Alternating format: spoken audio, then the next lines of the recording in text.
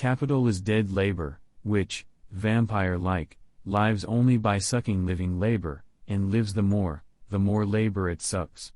The theory of the communists may be summed up in the single sentence: abolition of private property. The ruling ideas of each age have ever been the ideas of its ruling class.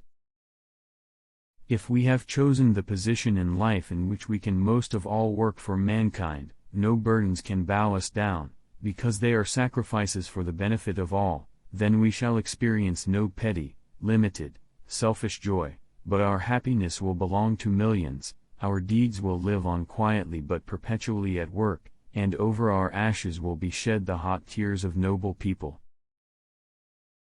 Do I obey economic laws if I extract money by offering my body for sale? Then the political economist replies to me, you do not transgress my laws, but see what cousin ethics and cousin religion have to say about it. My political economic ethics and religion have nothing to reproach you with, but whom am I now to believe, political economy or ethics? The ethics of political economy is acquisition, work, thrift, sobriety, but political economy promises to satisfy my needs. It stems from the very nature of estrangement that each sphere applies to me a different and opposite yardstick, ethics one and political economy another, for each is a specific estrangement of man and focuses attention on a particular field of estranged essential activity, and each stands in an estranged relation to the other. Natural science has invaded and transformed human life all the more practically through the medium of industry, and has prepared human emancipation, although its immediate effect had to be the furthering of the dehumanization of man. Industry is the actual, historical relationship of nature, the nature which develops in human history, the genesis of human society, is man's real nature, hence nature as it develops through industry, even though in an estranged form, is true anthropological nature.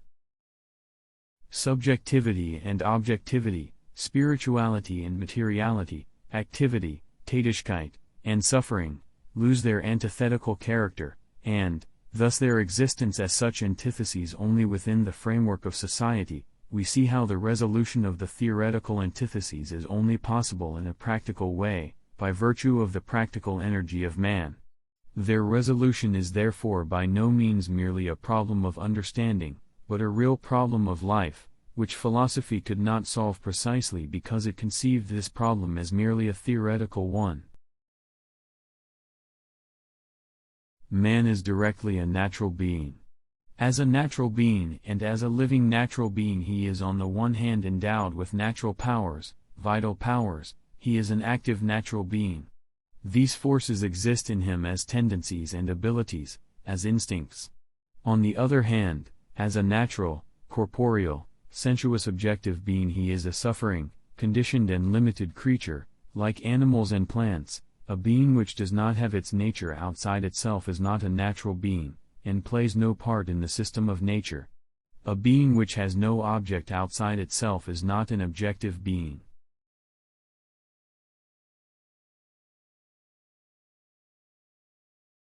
We know only a single science, the science of history. One can look at history from two sides and divide it into the history of nature and the history of men. The two sides are, however, inseparable. The history of nature and the history of men are dependent on each other so long as men exist. The history of nature, called natural science, does not concern us here, but we will have to examine the history of men, since almost the whole ideology amounts either to a distorted conception of this history or to a complete abstraction from it. Ideology is itself only one of the aspects of this history. Nobody has one exclusive sphere of activity, but each can become accomplished in any branch he wishes. Society regulates the general production and thus makes it possible for me to do one thing today and another tomorrow, to hunt in the morning, fish in the afternoon, rear cattle in the evening, criticize after dinner, just as I have a mind, without ever becoming hunter, fisherman, herdsman or critic. Morality, religion, metaphysics, all the rest of ideology and their corresponding forms of consciousness, thus no longer retain the semblance of independence. They have no history, no development, but men, developing their material production and their material intercourse, alter, along with this their real existence, their thinking and the products of their thinking.